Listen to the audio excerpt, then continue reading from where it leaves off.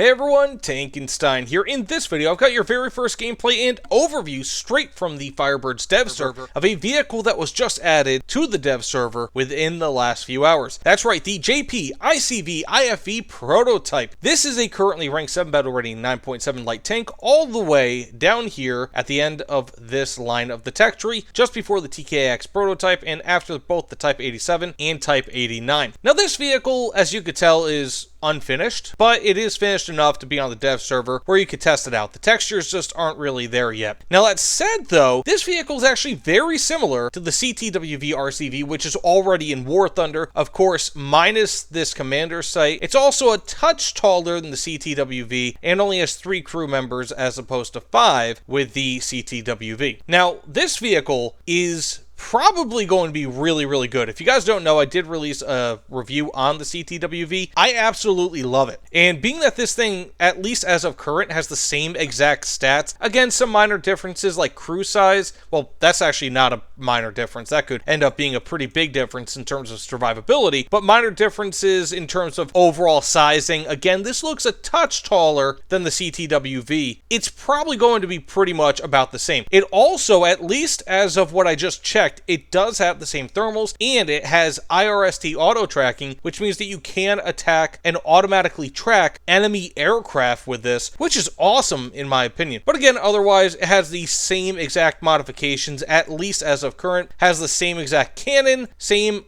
everything. So this should be a pretty damn gnarly vehicle, and if you're not one to want to spend GE or invest a lot of squadron vehicle points into getting a squadron vehicle, then this is a good way to kind of test it out to make sure that this might be what you want. Because again, in my opinion, despite having a meh cannon, it works really well with the mobility and flanking capability on this vehicle, and I expect no different on the ICV IFV. So as said, let's test this thing out. I'll try to bring it into a ground match or two, see how it is, but yeah, I expect actually quite a bit from this, except maybe with pretty poor survivability. As said, let's get into it. So in case you don't know, the abandoned factory map has been reworked for this next major update, Firebirds, and it looks pretty damn good in my opinion. I think it looks actually quite realistic compared to what it was before. But the overall mobility on this vehicle, I mean, the optics are great. You have Gen 3, if I'm not mistaken, thermals. You have pretty good, not amazing zoom. I believe it's 10 or 12 times, if not mistaken. Correct me if I'm wrong in the comments below. Like I said, I did a review on the CTWV, which is more or less just kind of like an alternate version of this vehicle. So, we do have some artillery fire. Okay, we have some enemies over here. Destroyed the driver, and bear in mind also, being that this is the dev server, unfortunately there are going to be a lot of World War II tanks.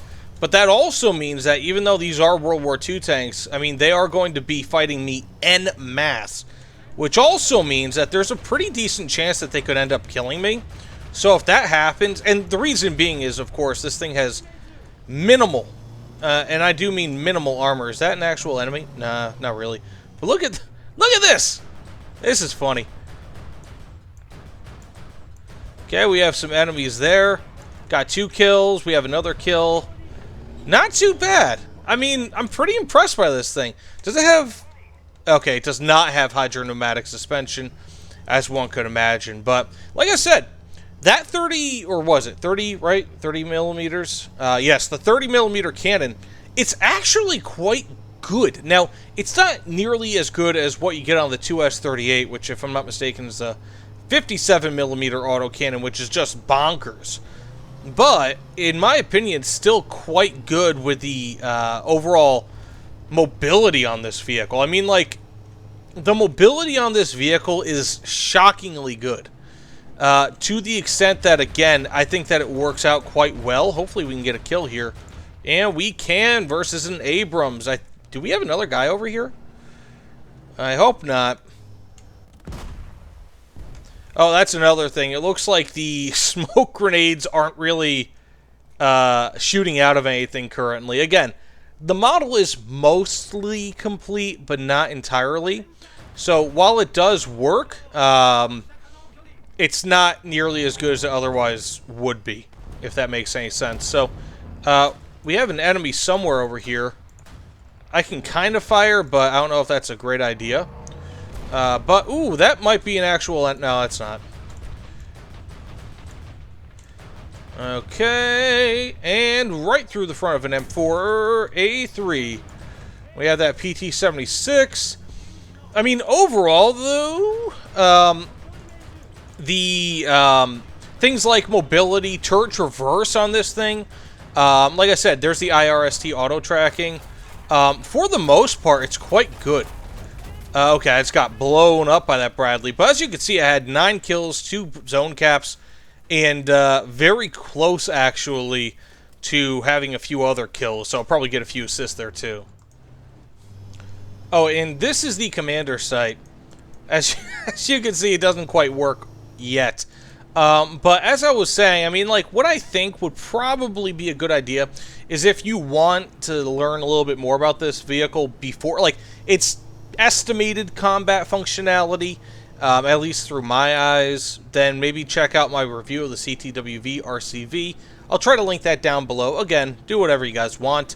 But this is pretty similar to it, although it does seem to be a touch worse, or actually a little bit worse. Not even just a touch, but a little bit more than that, insofar as its overall survivability is concerned.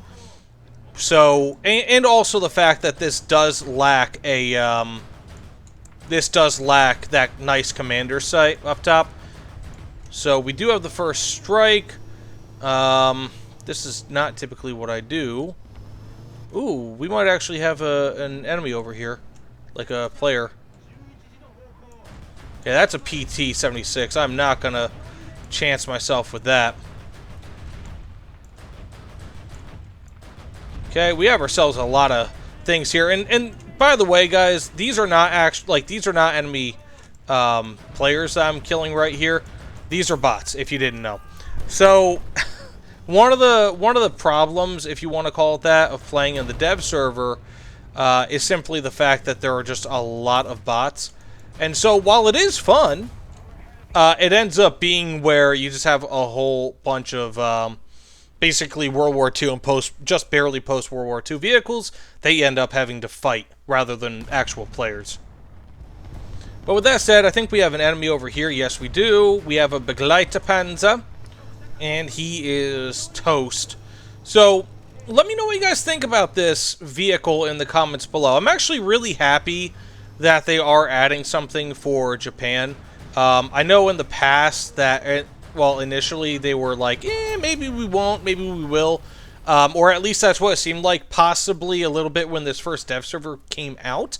I know that they said on the dev stream that Japan would be getting something, but you never know until it's like officially released. But this is a pretty good indication, hopefully, of what you can expect. And by that, I mean that the ICV is probably going to be just a very good light tank. That, as you can see there, and I had the same problem with the CTWV, it's just not going to be able to go after MBTs from the front, unfortunately.